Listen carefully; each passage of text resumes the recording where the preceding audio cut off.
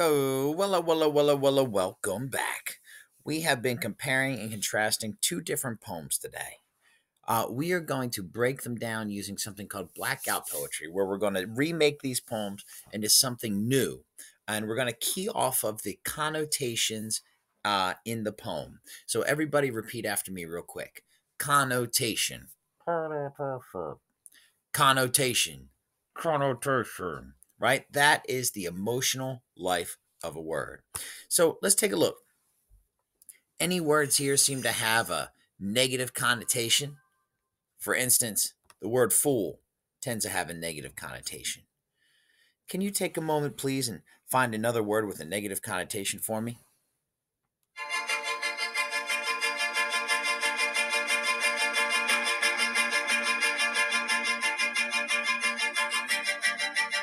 Ooh.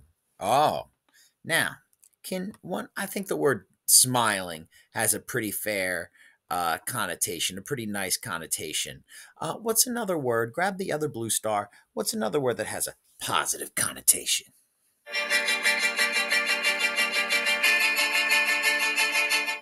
There you go. And then, you know what? I think the word face depends on the face, has a pretty neutral connotation, but Phyllis is a name that doesn't necessarily beg to be connotative either.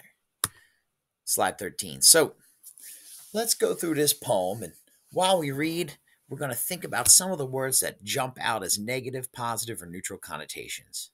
Thou art a fool, said my head to my heart. Indeed, the greatest of fools thou art. To be led astray by the trick of a tress, by a smiling face or a ribbon smart, and my heart was in sore distress. Then Phyllis came by, and her face was fair. The light gleamed soft on her raven hair, and her lips were blooming a rosy red.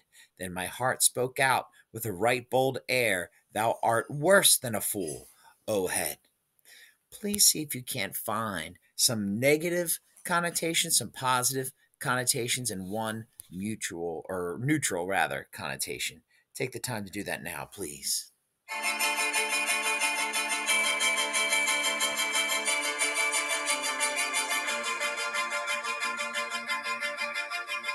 All right.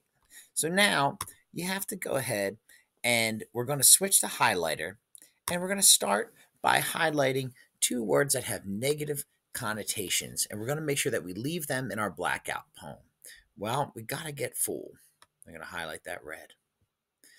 And you know what? I'm going to get distressed too. And that was one that was definitely negative. Now I'm going to switch to blue. And I'm going to highlight two words that seem to have a positive connotation. Heart, to me, has a positive connotation. And bold has a positive connotation for me.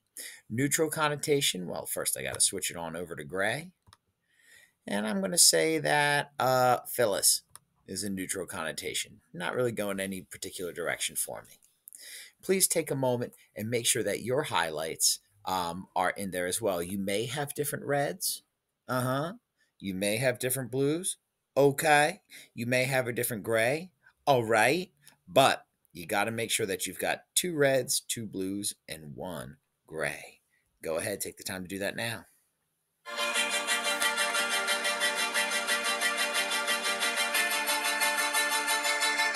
All right. So now switch on over to pencil. Grab this.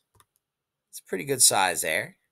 And now you're going to black out as many words as you can while leaving some of the a few words in so that it forms a new poem, right? So you're not really adding anything. You are taking away as much as you can so that it still makes some sort of sense. So I'm going to do my example. Yours, of course, may be different for this round or similar or the same. All right, this is our sort of practice one with our first poem. So here's what I'm going to do. I'm going to get rid of thou and art. I'm going to leave in fool, and I'm going to get rid of said my head to my heart. Well, I'm just going to say said my heart. I'm going to get rid of indeed and put the greatest of fools and get rid of thou art. I'm going to leave to be led astray, but get rid of the trick of the tress. a smiley face in the ribbon smart.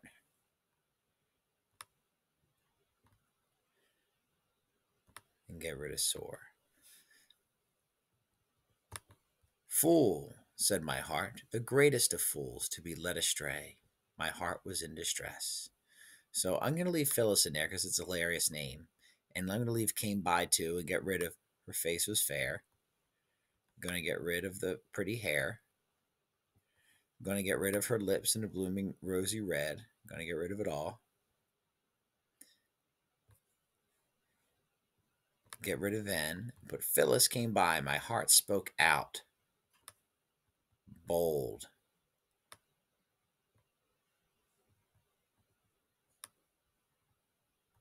And I'm going to leave my poem at that.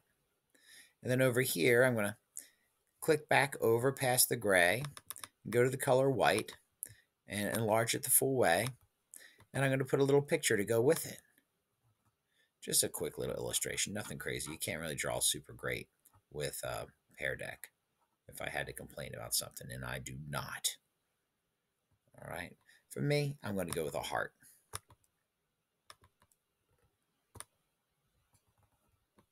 And since my heart's in distress, I'm going to give it a face. Something like that. Okay. And there I go.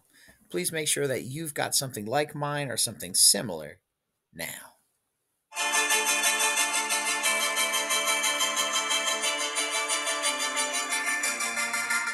All right.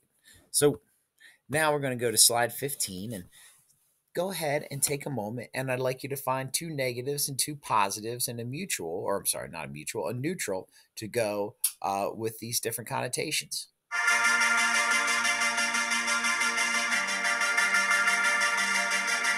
All right. Next step, we're going to read through this poem, and then once again, you're going to find negative connotations, positive connotations, and neutral connotations. Let's read through the poem. It's by Sandburg. The white man drew a small circle in the sand and told the red man, "This is what the Indian knows." And drawing a big circle around the small one, "This is what the white man knows." The Indian took the stick and swept an immense ring around both circles. This is where the white man and the red man know nothing. Take a moment, please, and break down the connotations in this poem.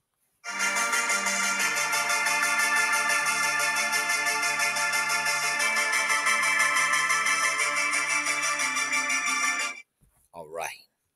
Now, your job is to highlight at minimum two words that have a negative connotation. Please find two words and highlight them red that have a negative connotation. Do so now.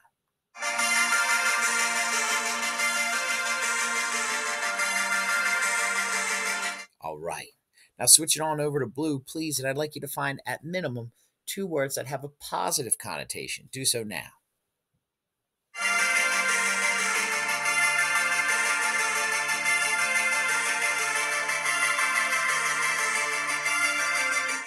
Now, what I'd like you to do is to turn it over to gray and find at least one word that has no negative or positive connotation, a neutral word.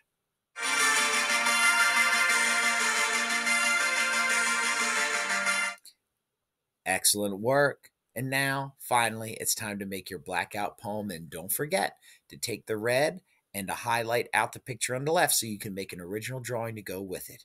Good luck. Go get 'em.